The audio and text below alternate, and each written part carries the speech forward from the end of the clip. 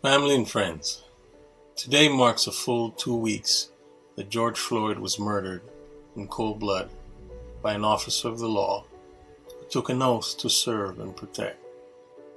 It was and will be a landmark event in the struggle for equality in this country. In so many ways, I can retrace my Negro roots back to the slave ships of Africa. If I dare to go further in the past, right back to the sons of Abraham. Before then, to the very beginning of our human existence. It was then as it is now, all-encompassing, all-inclusive, singular. It's many plurative expressions. So I'm sure I have just about a bit of every race in my DNA. My multicultural, multi-race ethnicity always kept me aware and grounded as a result. The opportunity has given me a unique manner of understanding, perspective, passion, and love for humanity. I have no regrets. It has made me the person I am today. The thing is, I know I am not rare. There are many, possibly millions such as myself, and I'm not talking about DNA. I'm talking about those who believe and feel the same way I do. For those that don't, I offer this pathological description of the problem. Blood, sweat, and tears. It's all the same. Sadness, madness, hunger, and pain are all basic human experiences. We all experience these. Yes, some more than others, but we can all relate to a certain extent. We, current human existence, are the living, breathing future that the great civil rights leaders of the past inspired into fruition. The culmination of wars fought and oceans crossed. The sum of destruction and rebirth, countless beginnings to an end. So I'm here today to simply ask, is the shade of the color of your skin the extent of your understanding for humanity? If so, why is that? Big question, I know. What happened to George Floyd and the countless others that came before him in our short snippet of human existence should not be happening in this country. It shouldn't have happened in the first place. But none of us were alive to stop slavery, were we? 400 years of struggle and oppression. 400. It all culminated to a singular point almost 60 years ago in the country. The result was a hard stop for those advocating change back then. Conformity, jail, or the graveyard were the outcomes. However, changes were made in regards to voting laws, immigration, and segregation. So here we are in 2020, and we are regressing. Why? Because some people still subscribe to judging others by the color of their skin. It's so bad that our kids are literally programmed this way from the time they are born. The very basis proven by the now infamous doll test. It is our educational system, our political system, our banking system, our municipal and federal court systems. Do I have to mention our police system?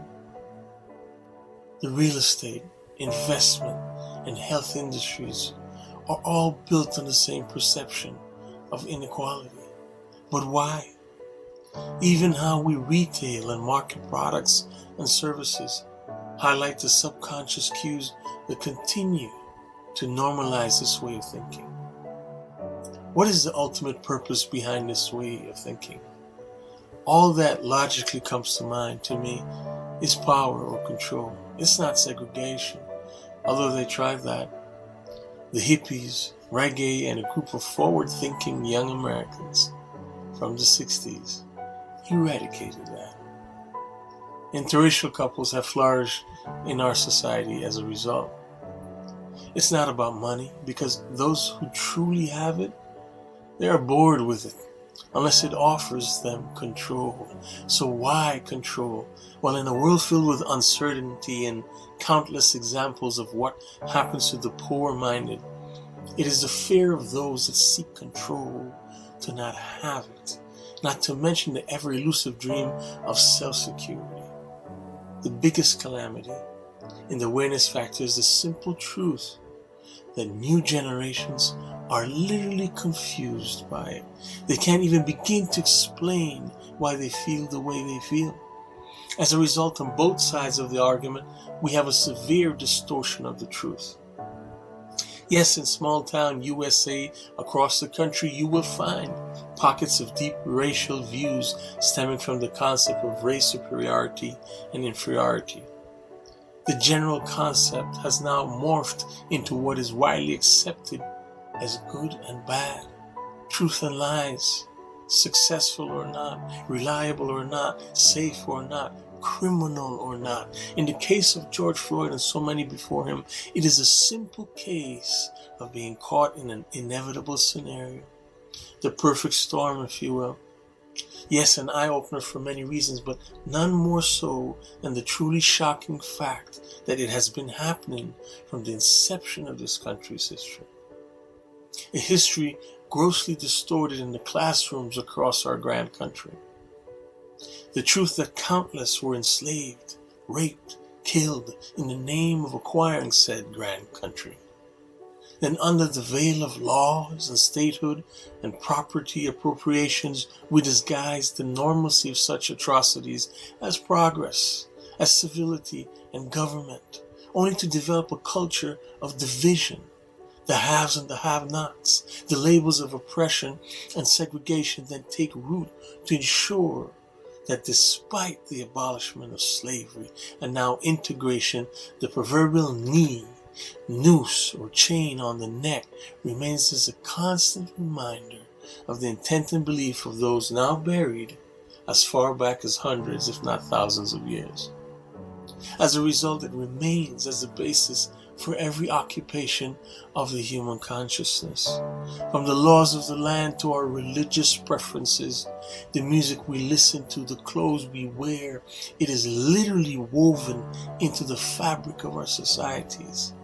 From apartheid and British established colonies of Africa to the Jim Crow laws that were enacted in the late 19th century and early 20th century in this country, they have permeated into accepted social behavior by the constant and very succinct, subtle, systematic approach to oppression. And that's the truth. There's no two ways about it. Any other explanation is an excuse for those that can't communicate their inability to understand or wrap their minds around a lack of compassion for what obviously upsets others. So they try to justify the unjustifiable. The year is 2020. We plan to put humans on Mars within 5 years, a major milestone for humanity on a whole. But here we are still trying to end racism. How can we begin to have that conversation rationally with our future? What are we going to apologize for? Being cyclical? How stupid would we look to future generations who would quickly deduce that we let egotistical, selfish, and inhumane personality types influence every aspect of our lives?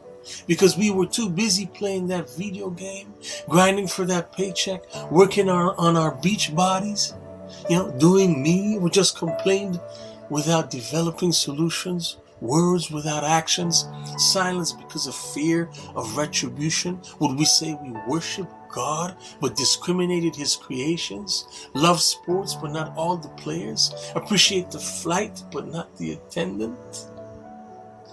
George Floyd, before his fateful encounter, was not someone I knew at all. However, I can easily see myself in his position. I have been, unfortunately, a victim of discrimination myself. I've once pursued a job for 4 years because of it. I've been alienated on my own street by racist cops and neighbors. I've been fired before because of the color of my skin. Not to mention the countless times I've had to explain my name. Now think about that for a moment. For those that know me, even family, it isn't something I've ever complained about, let alone to say in public. Like many others, like myself, it is just a reality I've learned to live with for most of my life. So yes, I am part to blame for not continuing to speak up and speak out. After all these tragic stories of young black people being murdered by those that took an oath to protect and serve. I too fell into the conformity of ignoring the problem and praying it will go away. After every new loss of life, it seems that the problem has escalated in the past decade. But in reality, what has happened is the ease to how simple someone can record the event. And like in the case of George Floyd, actually go live to over 19,000 viewers across the country. That's like having 19,000 people standing around you and watching you die. It all happened so fast that neither the cop or George could begin to understand the magnitude of their encounter and eventuality. So here we are.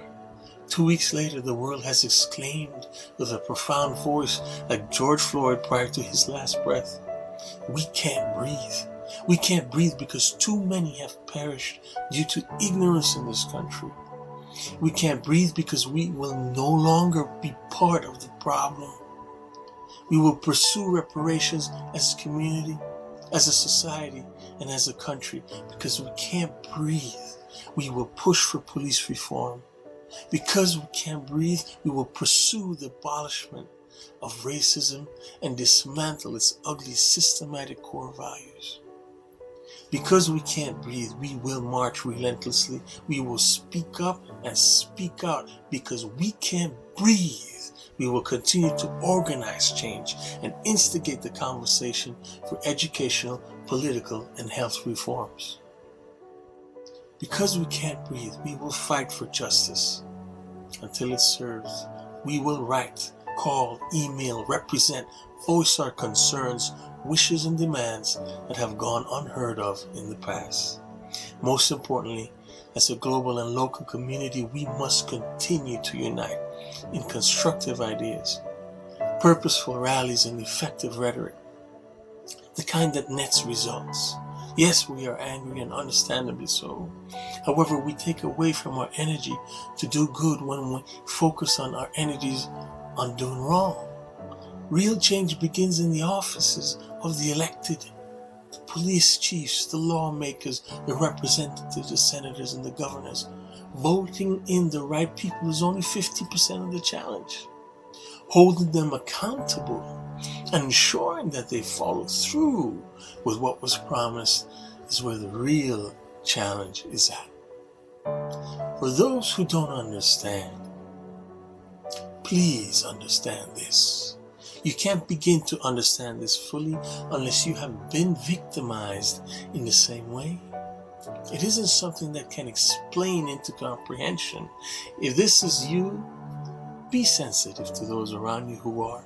For you, that person that is more disgusted over the physical damage of property than over the loss of life, you have a distorted and skewed view of the qualities of life. I am in no way advocating for the destruction of property, but honestly, I have lost sleep over that. It is difficult to comprehend how disconnected a person can be to the world they live in, that a human's life doesn't matter as much as physical property. It is the single biggest indicator for me of how bad the problem really is, and how much energy it is going to take to truly affect change.